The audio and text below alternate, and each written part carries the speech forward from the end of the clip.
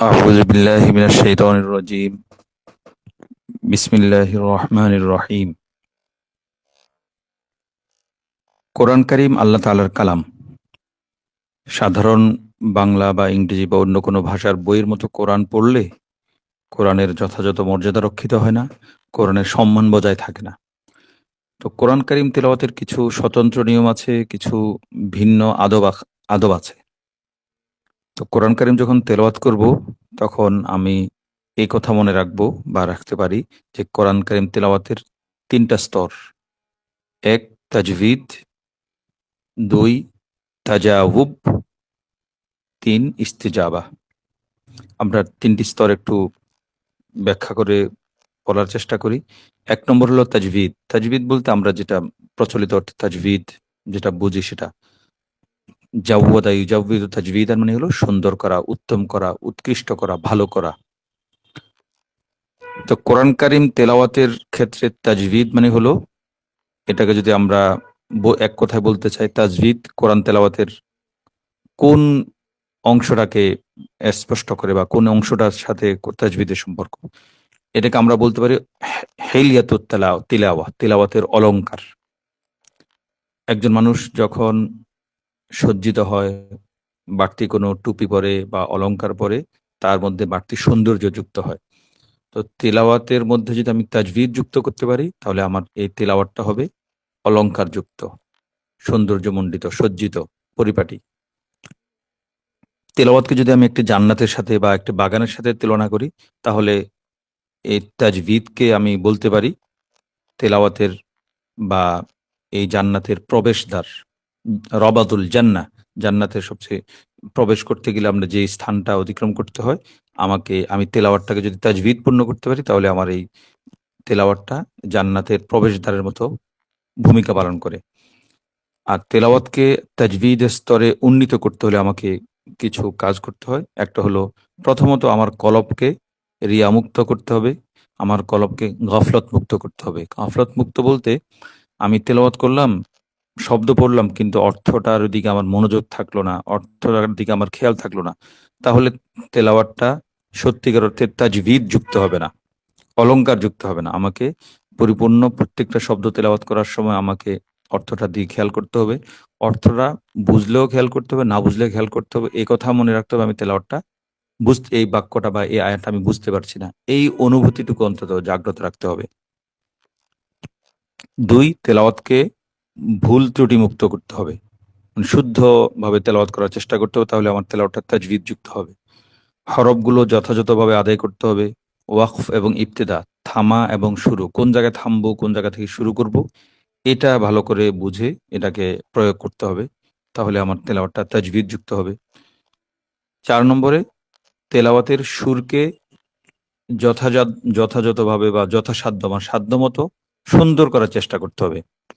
যাতে আমার তেলাওয়াতটা সুন্দর হয়, আমার সুরটা সুন্দর হয়। সুর সুন্দর হয় বলতে আমাকে একদম কারি আব্দুল বাসিদের মতো সুন্দর হতে হবে এমনটা, এটা জরুরি নয়। আমি আমার মতো করে যতটা আমার মতো সুন্দর করতে পারলে হবে। আমি যদি মনে করি যে আমার সাধ্যমতো আমার যতটুকু সুর আছে ততটুকু সুর দিয়ে আমি পড়লাম, অন্যের কাছে ভালো লাগলো কি লাগলো না, বা স্বাভাবিক মানদণ্ডে আমার তেলাওয়াতটা সুরেলা হলো কিনা সেটা আমার বোঝার দরকার নেই। আমার মধ্যে যদি সুর না থাকে তাহলে আমি আমার মতো করে সুর দিয়ে আল্লাহকে শোনানোর চেষ্টা করব। ৫ নম্বর হলো তেলাওয়াতের স্বর, আওয়াজটাকে, যে আওয়াজটা আমার গলা দিয়ে বেরোবে তেলাওয়াতের, সেটাকে সাধ্যমতো বিষণ্ণ আর কাঁদো কাঁদো করার চেষ্টা করা। আয়াতের যদি দুঃখের আয়াত হয়, আযাবের আয়াত হয়, কান্নার ভান করা। আর যদি আনন্দের আয়াত হয়, সে আওয়াজের মধ্যে, তেলাওয়াতের সুরের মধ্যে সে একটা আনন্দ ফুটিয়ে তোলা। এটা ছিল তেলাওয়াতের ১ম স্তর, তাজভিদ। তেলাওয়াতের ১ম স্তর পার হওয়ার পর আমি ২য় স্তরে যাওয়ার চেষ্টা করব, সেটা হলো আত-তাজাউব। তাজাউব মানে হলো সাথে চলা, তাল মেলানো। তো তাজাউব, আমার তেলাওয়াতের মধ্যে যদি তাজাউব থাকে, আমি আয়াত যা বলছে সেটার সাথে সাথে আমি নিজেকে, আমার মনকে, আমার চিন্তাকে যদি পরিচালিত করতে পারি, তাহলে এটা হবে, এতে তাজাউবটা হলো হালুত তেলাওয়া, তেলাওয়াতের অবস্থা, তেলাওয়াতের একটা ধরন, তেলাওয়াতের একটা প্রকৃতি।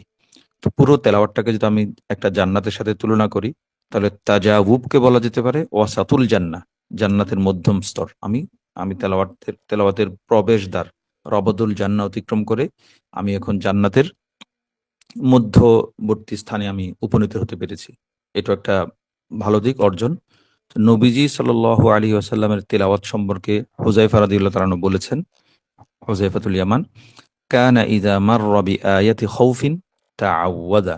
নবীজি যখন কোনো ভয়ের আয়াত তেলাওয়াত করতেন, নামাজের মধ্যে নবীজি রাতের বেলা নামাজের পর যখন দীর্ঘ তেলাওয়াত করতেন, সেটার একটা স্মৃতিচারণ করছেন।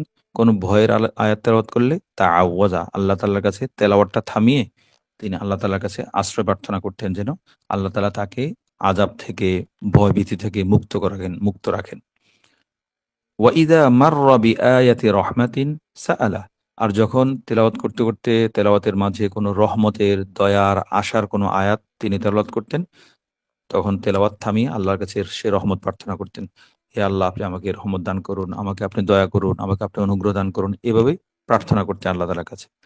ওয়া ইযা মাররা বিআয়াতিন ফিহা তানজিহুল্লাহি সাব্বাহা। আর যখন এমন কোনো আয়াত তেলাওয়াত করতেন যেখানে তানজিহ, আল্লাহর পবিত্রতা বর্ণনা, আল্লাহর আল্লাহ যে দোষ ত্রুটি মুক্ত, আল্লাহর পূর্ণতার বর্ণনা, সেখানে আল্লাহ আয়াত তেলাওয়াত থামিয়ে কি করতেন? সাব্বাহা, আল্লাহ তাসবিহ পাঠ করতেন। সাব্বাহা, সুবহানাল্লাহ, সুবহানাল্লাহ পড়তেন। এটা ইবনে মাজার ১৩৫১ নম্বর হাদিস। তো আমার তেলাওয়াতের ধরনটা যেন এমন হয়, এজন্য আমি চেষ্টা করব। কোনো আয়াত না বুঝলে আল্লাহ তাআলার কাছে হেদায়েত প্রার্থনা করব। এ আল্লাহ, আমি এই আয়াতটা বুঝতে পারছি না। আপনি এই আয়াতের মধ্যে আপনি যে হেদায়েত দান করেছেন সেটা আমি না বুঝলেও আমাকে সে হেদায়েত দান করুন। পাশাপাশি আয়াতটা বোঝার জন্য চেষ্টা করব। আয়াতখানা যে কিভাবে বুঝলে, কার কাছে প্রশ্ন করলে বুঝতে পারবো, সেটা আমার সাধ্যমতো চেষ্টা করব। কোনো আয়াতের অর্থ যদি আমি বুঝতে পারি তেলাওয়াতকালে, যেমন আলহামদুলিল্লাহি রাব্বিল আলামিন, সমস্ত প্রশংসা আল্লাহর, যিনি জগৎসমূহের প্রতিপালক। আমি এটা বুঝতে পারলাম। তো বুঝতে পারলে আমি কি করব?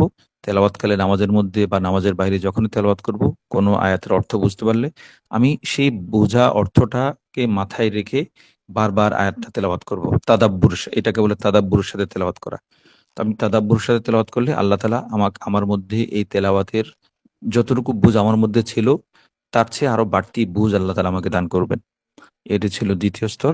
তেলাওয়াতের ৩য় স্তর হলো আল ইস্তিজাবা। ইস্তেজাবা মানে হলো সাড়া দান। তো এই ইস্তেজাবার স্তরটাকে আমরা বলতে পারি হালাওয়াতুত তিলাওয়া, তিলাওয়াতের মিষ্টতা।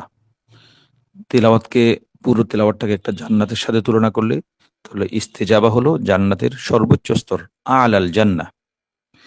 ইস্তেজাবার স্তরেই কোরআন নাজিলের প্রধানতম উদ্দেশ্য। আমাকে এই স্তরে উন্নীত করার জন্য আল্লাহ তাআলা কোরআন নাজিল করেছেন। কোরআনের মাধ্যমে আল্লাহ তাআলা আমাকে, নবীজির হাদিসের মাধ্যমে বারবার এই স্তরে উন্নীত হওয়ার জন্য আল্লাহ তাআলা আমাকে উদ্বুদ্ধ করেছেন। এই স্তরে যখন বান্দা উন্নীত হয়, তখন বান্দা কি করে? বান্দা কোরআনের আয়াতের মধ্যে যে শিক্ষা পায়, যে হেদায়েত পায়, সেটাকে তার জীবন এবং কর্মে বাস্তবায়ন করে। কোরআন আমাকে এই এই তেলাওয়াতের এই স্তরে উন্নীত হতে বলে। সূরা আনফালের ২৪তম আয়াতে আল্লাহ তাআলা বলেছেন, বিসমিল্লাহির রহমানির রহিম, ইয়া আইয়ুহাল্লাযীনা আমানু ইস্তাজিবু লিল্লাহি ওয়া লির রাসূল। হে মুমিনগণ, তোমরা আল্লাহ এবং রাসূলের ডাকে সাড়া দাও। মানে কোরআন আরকি। কোরআন যা বলে সেটা সাড়া দাও। ইযা দাআকুম, যখন তিনি তোমাদেরকে ডাকেন। কোন দিকে? লিমা ইউহয়িকুম, যে এমন বিষয়ের দিকে ডাকে যেটা তোমাদেরকে প্রাণবন্ত করে, মানে কোরআনের দিকে, কোরআনের নূরের দিকে। এছাড়া সূরা শুরার ৪৭তম আয়াতে আল্লাহ তাআলা বলেছেন, ইস্তাজিবু লিরাব্বিকুম মিন ক্বাবলি আন ইয়াতিয়া ইয়াউমুন লা মারাদ্দা লাহু মিনাল্লাহ। তোমরা তোমাদের রবের ডাকে সাড়া দাও। মানে কোরআন যা বলে সেটাকে মেনে নাও, সেটাকে বাস্তবায়ন করো। এমন একদিন আসার আগে যে দিনের কোনো প্রতিরোধ নেই, মানে কিয়ামত দিবসের আসার আগে আগেই তোমরা কোরআনের ডাকে সাড়া দাও, কোরআনের প্রতি পরিপূর্ণ আনুগত্য প্রকাশ করো এবং কোরআনকে জীবনে বাস্তবায়ন করো। তো আল্লাহ তাআলা, আমরা যখন কোরআন তেলাওয়াত করব তখন আমরা এই ৩টি স্তরের কথা মাথায় রাখবো। ১ নম্বর হলো তাজভিদ, ২ নম্বর তাজাউব, ৩ নম্বর ইস্তেজাবা। আল্লাহ তাআলা আমাদেরকে এই স্তরগুলো মাথায় রেখে এই স্তরগুলোকে জীবনে বাস্তবায়ন করার তৌফিক দান করুন। আমিন। ওয়া আখিরু দাওয়ানা আলহামদুলিল্লাহি রাব্বিল আলামিন ওয়া মা আলাইনা ইল্লাল বালাগুল মুবিন।